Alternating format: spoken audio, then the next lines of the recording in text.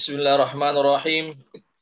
Assalamualaikum warahmatullahi wabarakatuh.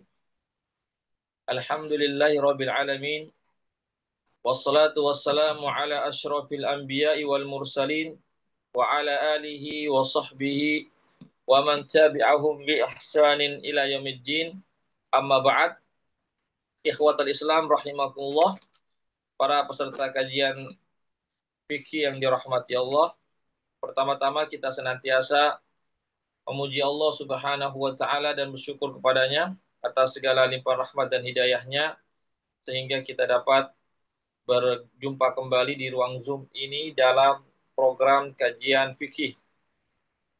Selawat dan salam senantiasa tercurahkan kepada junjungan kita Nabiullah Muhammad sallallahu alaihi wasallam beserta keluarga, para sahabat dan keluarga beliau dan para sahabatnya dan para pengikutnya yang tetap setia berpegang teguh kepada sunnah-sunnah beliau dan para sahabatnya hingga hari kiamat kelak. Amin ya rabbal alamin. Ikhwatal Islam rahimakumullah, kita melanjutkan kajian fikih kita dari kitab Al-Mulakhas Al-Fiqhi yang ditulis oleh Fadilatul Syekh Dr. Shalih bin Fauzan bin Abdullah Al-Fauzan hafizahullahu taala. Sekarang kita masuk pada bab siwak dan sunnah-sunnah fitrah. Bab siwak ya dan sunnah-sunnah fitrah. Dalam kitab ini Syekh Al-Fauzan hafizahullah taala, semoga Allah menjaga beliau, mengatakan bahwasanya telah diriwayatkan dari Ummul Mukminin Aisyah radhiyallahu anha bahwasanya Nabi kita Muhammad sallallahu alaihi wasallam pernah bersabda, as-siwaku matharun lil fami wa mardatun lirabbi, rawahu Ahmad wa ghairuhu. Bahwasanya Nabi kita Muhammad SAW bersabda, siwak itu mensucikan mulut, membersihkan mulut dan mendatangkan keridhaan Allah Subhanahu wa taala. Ya, ini berkaitan tentang keutamaan bersiwak. Bersiwak itu adalah membersihkan atau menggosok gigi. Ya. Jadi menggosok gigi itu dengan siwak, ya, itu dapat membersihkan mulut kita, ya, membersihkan aroma-aroma yang ada dalam mulut kita, bekas-bekas makanan dan seterusnya, dan juga mendatangkan keridhaan Allah Subhanahu wa taala. Ini menunjukkan tentang keutamaan kita bersiwak. Ya. Kemudian disebutkan dalam hadis Rasulullah sallallahu alaihi wasallam, dalam hadis yang lain Nabi bersabda, al-fitratu khamsun, al-khitanu wal istihdadu wa qasus syaribi wa natful ibti wa taqlimul adfar. Ya. Fitrah itu kata Nabi adalah kesucian itu ada 5. Ya. Kesucian itu ada 5. Yang pertama adalah berkhitan, ya. Yang kedua adalah mencukur bulu kemaluan, mencukur bulu kemaluan. Yang ketiga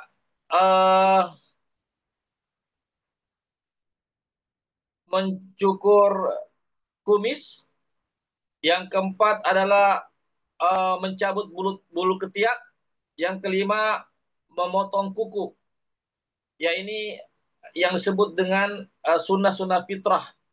Sunnah-sunnah fitrah, ya, ini hadisnya sahih, ya, yang diriwayatkan oleh Imam Bukhari dan Muslim. Jadi sunnah-sunnah fitrah itu ada 5, yaitu berkhitan, ya. Yang kedua adalah istihdad. Istihdad itu artinya mencukur bulu kemaluan. Yang ketiga adalah mencukur kumis atau memendekkan kumis. Ya, yang keempat adalah mencabut bulu ketiak, ya, atau memangkas bulu ketiak. Yang kelima memotong kuku, ya, memotong kuku di jari-jari kaki ataupun di jari-jari tangan. Ya, itu merupakan sunnah-sunnah fitrah yang mesti kita jalankan. Kemudian disebutkan dalam hadis yang lain, Nabi bersabda, "Uhfus syawarib wa a'ful liha." Ini hadis sahih diriwayatkan oleh Bukhari dan Muslim. Nabi bersabda, ya, pendekkanlah kumis atau cukurlah kumis dan peliharalah jenggot. Ya, jadi kumis ini sunnahnya dipendekkan atau ditipiskan, sedangkan jenggot itu disunnahkan untuk dipelihara. Ya, jenggot dipelihara sebagaimana perintah Rasulullah Shallallahu Alaihi Wasallam. Ya, berdasarkan hadis-hadis yang kami sebutkan tadi ada 3, maka ada beberapa hukum-hukum yang kita bisa petik sebagaimana yang disebutkan dalam kitab ini. Yang pertama adalah disyariatkannya bersiwak. Ya, disyariatkannya bersiwak. Ya, siwak itu artinya menggosok gigi, yaitu dengan menggunakan batang ranting, ya, semacam ranting pohon itu ya, dari pohon arak atau pohon zaitun atau yang semisalnya. Ya, jadi siwak ini alhamdulillah di Indonesia sudah banyak dijual ya di toko-toko itu siwak, atau misalnya orang yang pergi haji biasanya atau umroh biasanya pulang membawa oleh-oleh siwak. Itu biasanya dari kayu ya, kayu dari pohon arak ya, atau dari pohon zaitun atau yang semisalnya. Itu disunahkan ya. Jadi kalau bisa kita menggunakan itu kayu yang terbuat dari pohon zaitun atau arak ya, atau bisa juga kita menggunakan yang semisalnya, misalnya pakai apa namanya, pakai alat gosok gigi ya, yang biasa kita pakai sehari-hari itu ya, pakai pasta gigi itu, ya itu juga diperbolehkan ya. Jadi bersiwak itu sekali lagi ya, untuk membersihkan kita punya gigi, mulut, dari bau-bau mulut, dari bekas-bekas makanan, dari kuning-kuningnya gigi kita, itu fungsinya siwak. Dan siwak itu merupakan salah satu sunnah para nabi dan rasul. Ya, siwak itu salah satu sunnah dari para nabi dan rasul. Bahkan disebutkan orang yang pertama kali bersiwak adalah Nabi Ibrahim alaihissalam. Jadi Nabi Ibrahim alaihissalam adalah orang yang paling pertama sekali bersiwak dalam sejarah hidup umat manusia. Ya, yang menggunakan menggosok gigi. Ya. Yang berikutnya ikhwatal Islam azakullah ya. Eh, Kemudian yang berikutnya siwak itu disunahkan kita gunakan bersiwak itu untuk semua waktu. Ya, bahkan orang yang berpuasa pun juga disunahkan bersiwak ya, pada setiap waktunya. Ya, kemudian ada waktu-waktu yang sangat ditekankan lagi ya, seperti ketika kita hendak berwudu, ya hendak berwudu maka kita disunahkan untuk bersiwak terlebih dahulu sebelum kita berwudu. Sebagaimana hadis Rasulullah sallallahu alaihi wasallam, "Laula an asyqa ala ummati la amartuhum bisiwak inda kulli wudu." Kalau bukan karena menyusahkan umatku, maka sungguh saya akan perintahkan mereka untuk bersiwak setiap berwudu. Ya, setiap mereka berwudu saya akan perintahkan mereka untuk bersiwak. Ya, hanya saja di sini perintah Nabi tidak menunjukkan kewajiban, hanya sunnah saja, karena tentu kalau kewajiban, barangkali banyak di antara kita yang tidak sanggup untuk bersiwak setiap kita hendak berwudu itu. Jadi minimal hukumnya adalah sunnah, atau yang dianjurkan kita bersiwak ketika kita hendak berwudu. Kemudian yang juga sangat ditekankan kita untuk bersiwak adalah ketika kita hendak melaksanakan sholat, baik sholat wajib ataupun sholat sunnah. Kenapa kita ditekankan untuk bersiwak? Karena kita akan menghadap Allah Subhanahu wa Ta'ala. Tentu kalau kita menghadap Allah, ya maka tentu kita harus membersihkan kita punya mulut agar harum, bau mulut yang keluar ya tidak mengeluarkan bau yang kurang sedap. Maka dengan cara bersiwak untuk membersihkan kita mulut, karena kita sholat ini kan kita berdialog dengan Allah. Ya, kita sedang berdialog dengan Allah Subhanahu, bermunajat kepada Allah, berdoa kepada Allah, maka hendaklah kita juga dengan adab-adab yang baik itu apa? Dengan membersihkan gigi kita terlebih dahulu sebelum kita menghadap kepada Allah dengan melaksanakan sholat. Kemudian bersiwak juga sangat dianjurkan ketika kita bangun dari tidur, baik dari tidur malam ataupun tidur siang. Ya, sangat ditekankan lagi tidur siang, tidur malam. Karena tidur malam ini kan butuhnya waktu lama, bisa 8 jam atau bisa 7 jam. Beda dengan tidur siang, cuma barangkali 1 jam, 2 jam. Maka sangat dianjurkan sekali ada ketika bangun dari tidur malam. Kita sebagaimana Nabi, beliau ketika beliau bangun dari tidur malamnya, maka beliau bersiwak terlebih dahulu. Ini ikhwatal Islam, azakullah.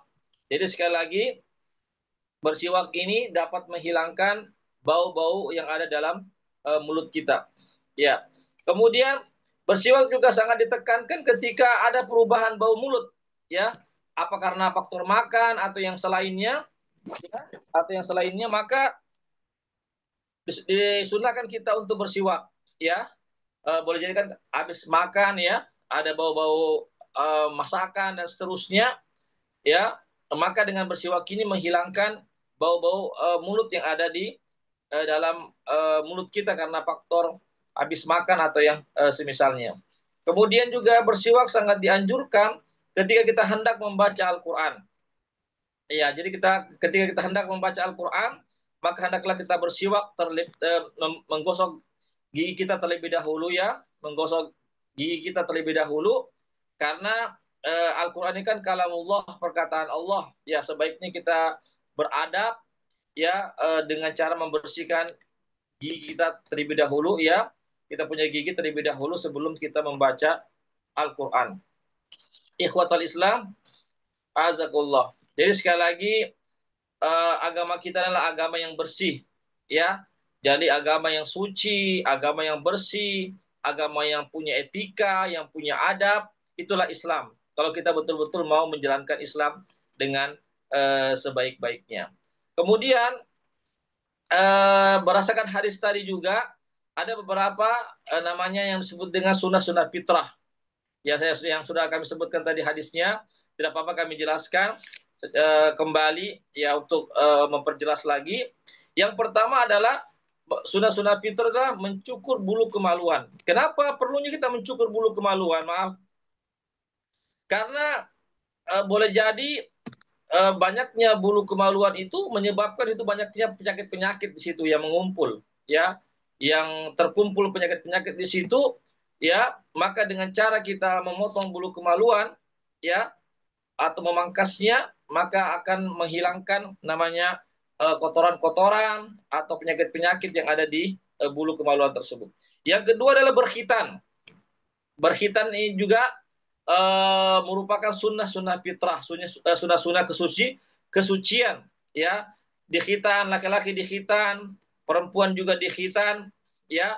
Sebagaimana Nabi kita Muhammad SAW dikhitan, para sahabat juga dikhitan, begitu juga para sahabiah, wanita-wanita, ya, di zaman sahabat juga, di zaman sahabat Nabi, mereka juga dikhitan. Jadi dikhitan itu juga kesucian, baik laki-laki ataupun perempuan.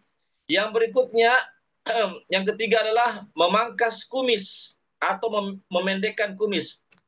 Ya, jadi kumis ini dipendekkan atau dipangkas atau ditipiskan kumis, ya. Bukan dibiarkan kumis. Jangan sampai dibiarkan, yang sampai kumis itu menutupi kita punya mulut atau punya bibir.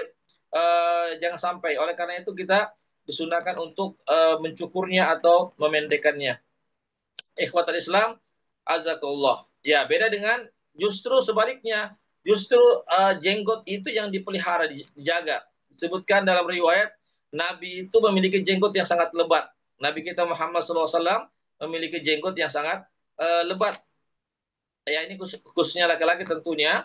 Jadi laki-laki diupayakan untuk bagaimana kita menjaga kita punya jenggot. Seandainya kita ditakdirkan memiliki jenggot, karena tidak semua juga laki-laki itu berjenggot. Ya, ada juga laki-laki itu yang jenggotnya tipis, ada yang tidak tumbuh jenggotnya. Jadi yang dikaruniai jenggot oleh Allah, maka peliharalah jenggot tersebut, ya, dengan sebaik-baiknya, sebagaimana Nabi memelihara jenggot beliau Begitu juga dengan para sahabat Rasulullah Shallallahu Alaihi Wasallam.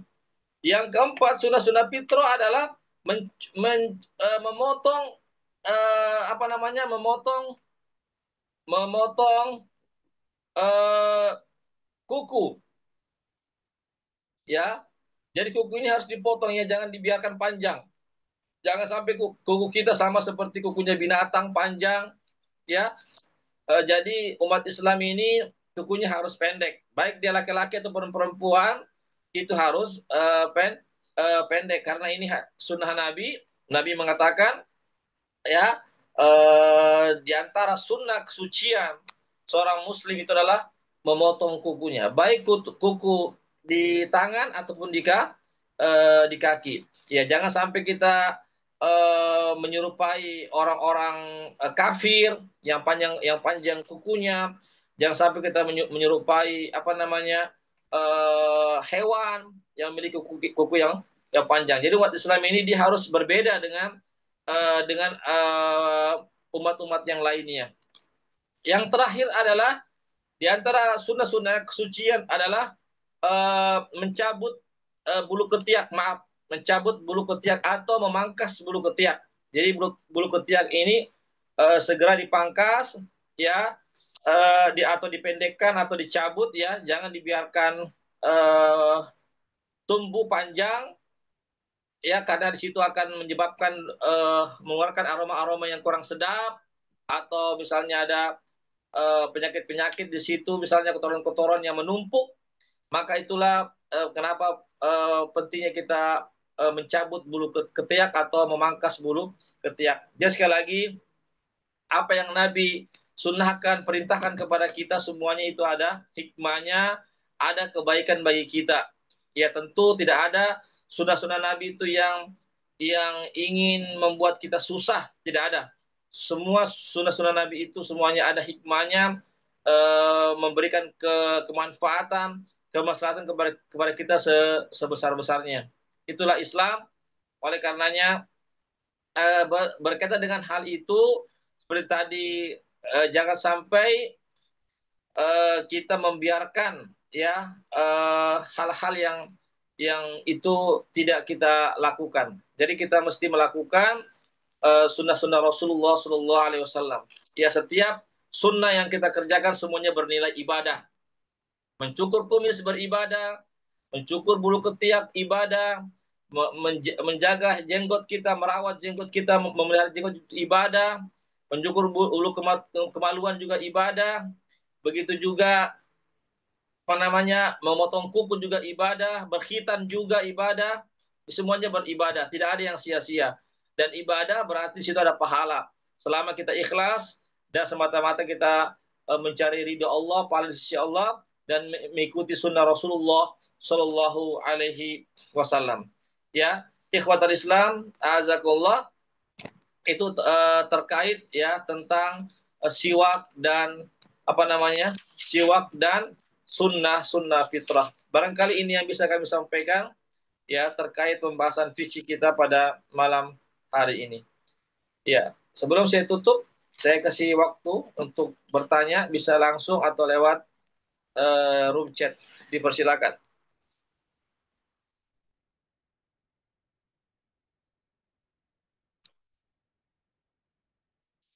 Ya, ada yang mau ditanyakan?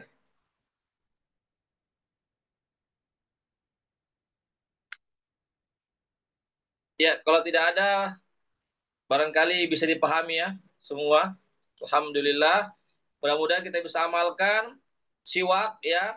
Kita menggosok gigi. Kalau ada siwak yang bisa dibeli itu silahkan, atau siwak yang berupa apa namanya pasta gigi itu juga diperbolehkan, silahkan. Yang penting kita bersiwak, ya. Begitu juga tadi sunnah-sunnah fitrah tadi itu yang 5, tolong diamalkan sebaik-baiknya, tolong dikerjakan.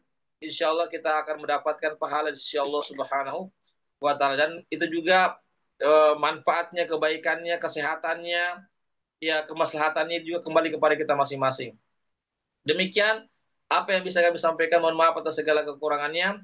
Yang benar datangnya dari Allah saja, yang khilaf, yang salah dari kami. kami mohon ampun kepada Allah dan kami mohon maaf kepada para peserta sekalian. Dan kami ucapkan jazakumullah khairan katsira kepada para peserta yang sudah hadir dan terus membersamai kami. Semoga kita terus diberikan kesehatan, taufik dan hidayahnya agar kita senantiasa di dalam lindungan Allah Subhanahu wa taala. Dan kami juga mengucapkan jazakumullah khairan katsir kepada para donatur yang sudah berpartisipasi terlaksananya kegiatan kami ini. Semoga Allah memberikan balasan yang lebih baik di sisi Allah Subhanahu wa taala. Kami undur diri ya, dan kami tutup kajian ini. Insya Allah kajian besok ya, ada 3 kali kajian besok ya. Insya Allah akan kami infokan nanti di grup tentang waktu pelaksanaannya untuk kajian 3 kajian kami di esok hari. Demikianlah kami undur diri dengan membaca doa penutup majelis. Subhanakallahumma bihamdik asyhadu an la ilaha illa anta astaghfiruka wa atubu ilaik. Wassalamualaikum warahmatullahi wabarakatuh.